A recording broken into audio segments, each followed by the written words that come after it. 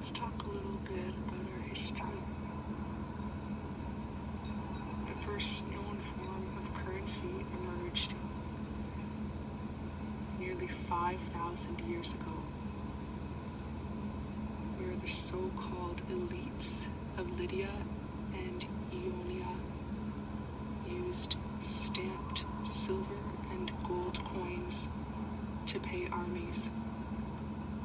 Since then, many things have been used as currency.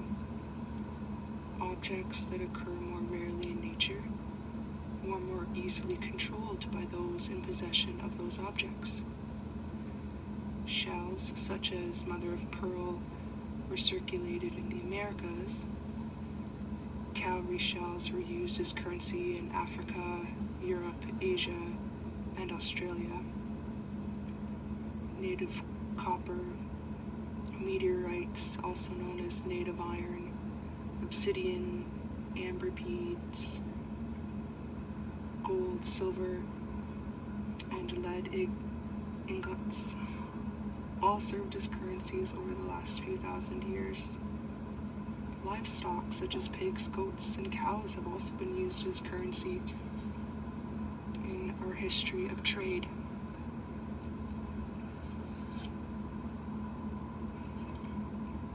The discovery of hoards of coins of lead, copper, silver, and gold all over the globe suggests that coinage, especially in Europe, Asia, and North Africa,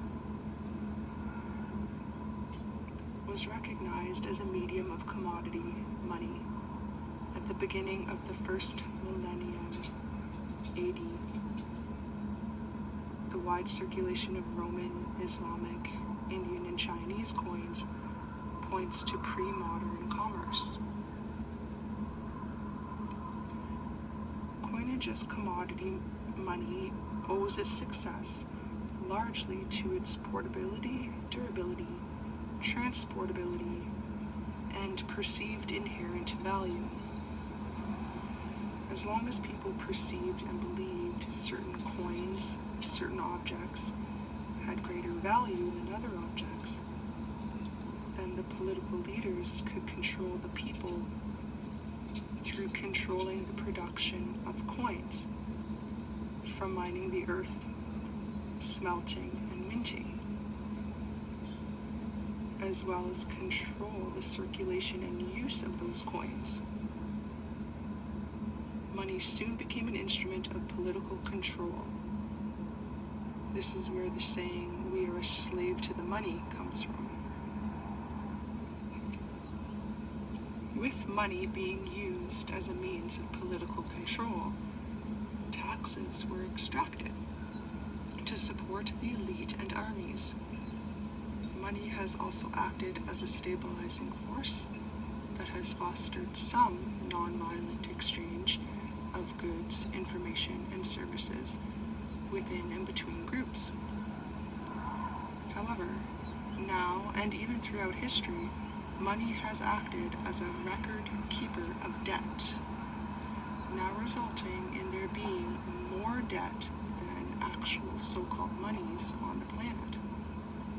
This is at least in part why there is a scramble to initiate things like Bitcoin, digital, non-physical money, as a last effort by the so-called elite, politicians, and those wanting to maintain armies and war moving forwards. Please reference the article at theconversation.com. When and why did people first start using money? Dated June 19th, 2017.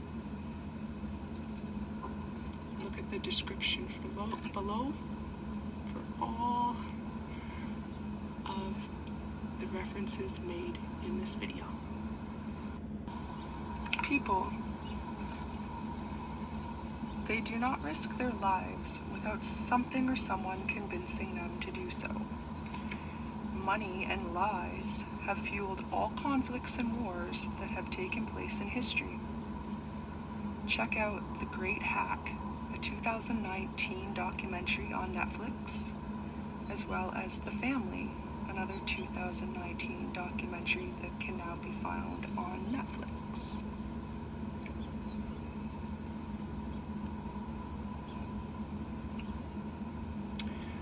When we open our minds to see how easily these physical brains can be influenced and persuaded by our physical environment,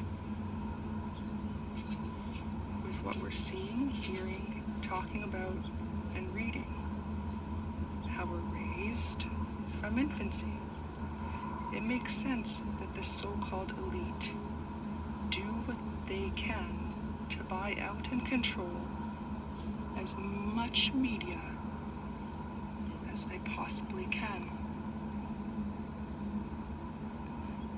paying off many of our so-called political leaders who are meant to work with and for the everyday person is also common practice among these so-called elite, or what is often referred to as the 2%. With us being 98%, surely we can stop ourselves from continuously being a slave to money and politics.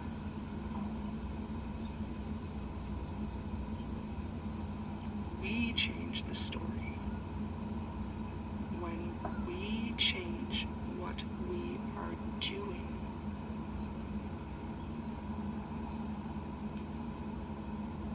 Here are a few suggestions to get the ball rolling. To start with, look at minority government as a starting point. Minority governments are the little guys that aren't so little. It's like the 98% are the little guys and the 2% are the so-called elite.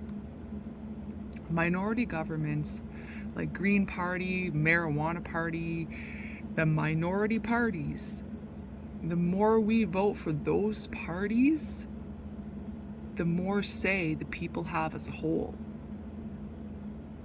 If we have a majority government ruling, like one president, like in the United States, 1 to 2 people ruling, then we're screwing ourselves over.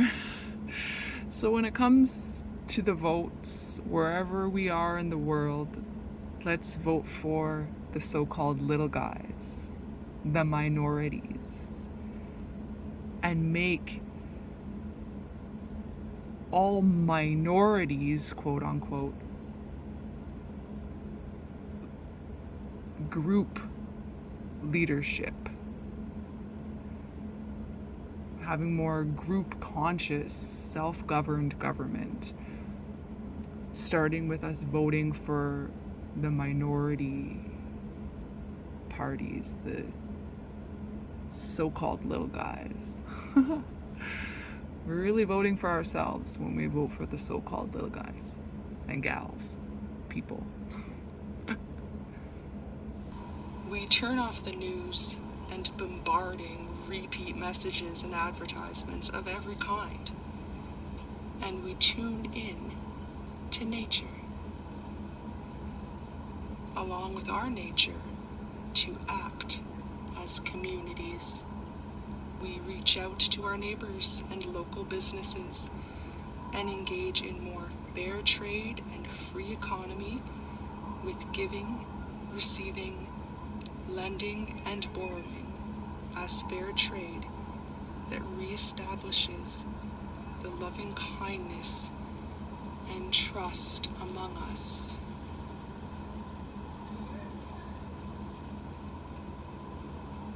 How it was over 5,000 years ago.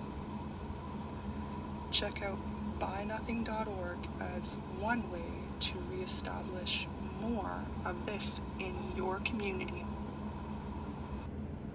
The starting point in our votes needs to be the minority governments who get us closer and closer to more freedom, because there are more people being heard when there are more votes for Green Party and Marijuana Party and whatever parties that are part of the little people, quote unquote, parties. The elite parties are those liberals and conservatives and the top hot shot type political parties. So if we want to keep repeating the same things over and over again and getting the same crappy government, we'll keep voting for those big so-called hotshot political parties.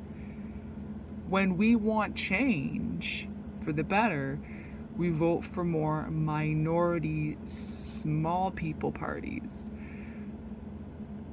Get what we're saying here? The smaller parties that have always gotten fewer votes, as they get more votes, change happens, because it's a huge change for the ones who have hardly gotten any votes in the past, now getting the majority of the votes. But it's across many minority parties, it's across all the parties.